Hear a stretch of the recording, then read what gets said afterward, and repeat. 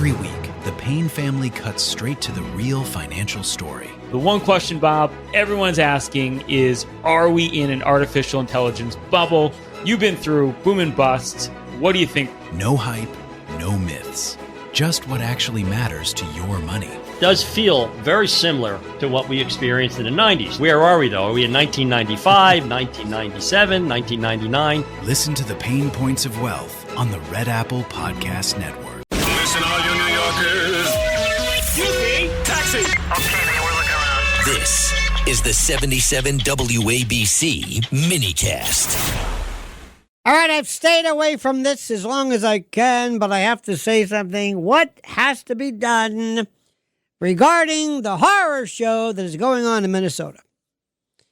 And I'd love your, provided this one call, I hope you don't talk about more than one subject, because I can't do it, because I'm scared.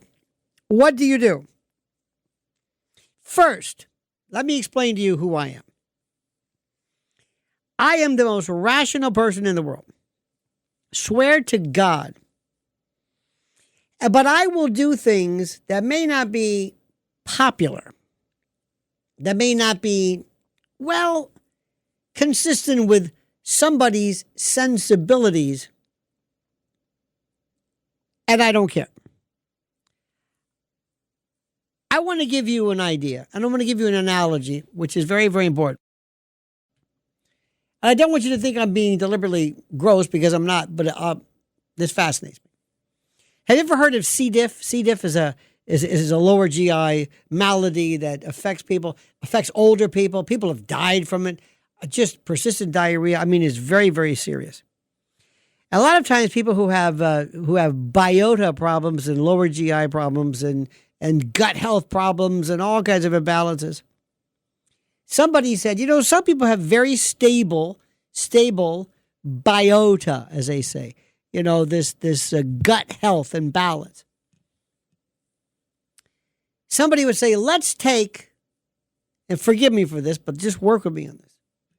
Why don't we take a fecal sample of them and transplant it into somebody else and see if that kind of restarts it, kind of jumpstarts it?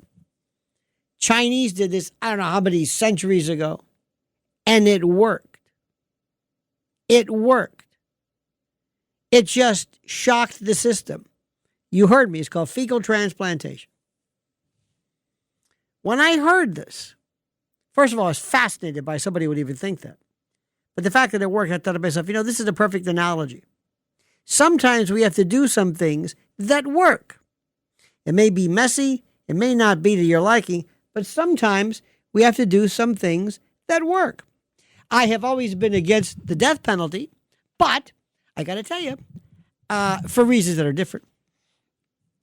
What do you think we need to, but I was going to say, if it worked, if there was a significant difference, if all of a sudden things changed and say, you know what, I might reconsider it. But the bottom line is simply this. Let's look at this from a behavioral point of view. Forget law and order. Forget law and order.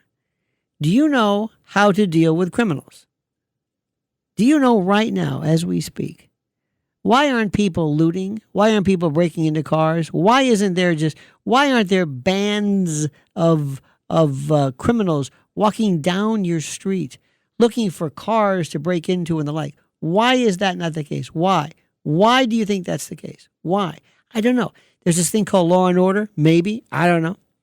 But the bottom line is simply this. Sometimes you have to realize, I wish things weren't like this, but it's true. Same thing with spanking. I always think that if you can avoid spanking a child, you're much better off, because theoretically and intellectually it makes no sense to hit somebody, anybody for that matter. But there may be a child who, for whatever reason, it may work. I don't know. So I'm willing to look at things. Now, there is a thing which I feel, we use words like fascism, totalitarian, words that are normally not considered to be a good thing. I will never forget this, and I've told you this before. Maybe I have. You've heard me before. Everybody talks about the Chinese. And the Chinese are horrible. Terrible, terrible, terrible to live there. Terrible under this draconian, horrible, the Chinese. So a friend of mine who was as right-wing and conservative and rock-ribbed as you can imagine, lived in China for a while. And he said, have you ever lived there? I said, of course not. I don't live there. I don't even think I want to go there. Because God forbid somebody goes through some old social media thing. Who knows? That's why I have no interest at all in foreign travel. None. None. But I digress. So in China, hear me out. By the way, for those who are keeping track, this is called not changing the subject. This is an analogy, a metaphor, an example. This is an example. So my friend who was there had his fellow Chinese person say, we don't mind it here. Oh, there are some things we shouldn't say, but we really don't want to say it. But we're doing pretty good here. Nobody bothers us. Nobody bothers us. This draconian hellhole that you think of, that's China, they don't know what it is. Okay, good. So what happened was there's this story. It's very interesting. And the story shows somebody to the effect, there was a sign in the neighborhood where he was, it's not prefecture, that's Japan, but whatever this city, and there are these signs in these little neighborhoods. And it's a picture of the Chinese police captain or whatever. And it says in Chinese, of course, my name is Corporal, Lieutenant, whatever, so-and-so. This is my cell number. If you have any problems, you call me.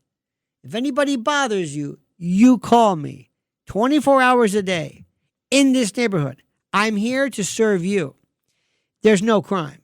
I mean, there's a crime every now and then, but these people have no tolerance for this. Remember one time they executed people? There was some kind of milk contamination issue, bank fraud. They will execute you. Now, is that good? No, it's not good. But he said there's no crime there.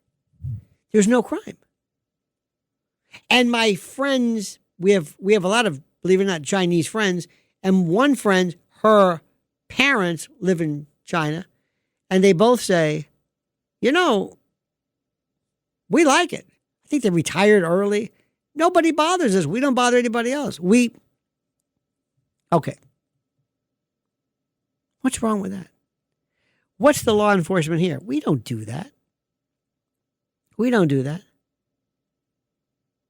We used to have patrol beats, speed patrol, nothing. Now, next issue. This is the most important. The Chinese person asked my friend, what would you do in your country if somebody raped and killed your daughter? What would happen? Or just raped your daughter? What would happen? What would happen to them in your country? And he said, well, to be honest with you, probably maybe a minimal prison, depending if there's no record. He goes, yeah. He says, you know what would happen here? Death penalty. Why? Because if you do that to one of us, you do that to all of us. It's that simple. You don't do that to us. You don't do that to us. What's wrong with that? Is that fascistic, totalitarian, law and order? So be it. I've thought this since I was 20 years old. Since I could think. It's not one of those things where, when you get older and, you get real conservative. Oh, no. Tell me what the rules are. But anybody who violates the rules that I don't violate, I don't care what you do to them. Teach them a lesson. Teach them a lesson. Every week, the Payne family cuts straight to the real financial story. The one question, Bob, everyone's asking is, are we in an artificial intelligence bubble? You've been through boom and bust. What do you think? No hype, no myths. Just what actually matters to your money. Does feel very similar to what we experienced in the 90s. Where are we, though? Are we in 1995, 1997, 1999? Listen to the Pain Points of Wealth on the Red Apple Podcast Network.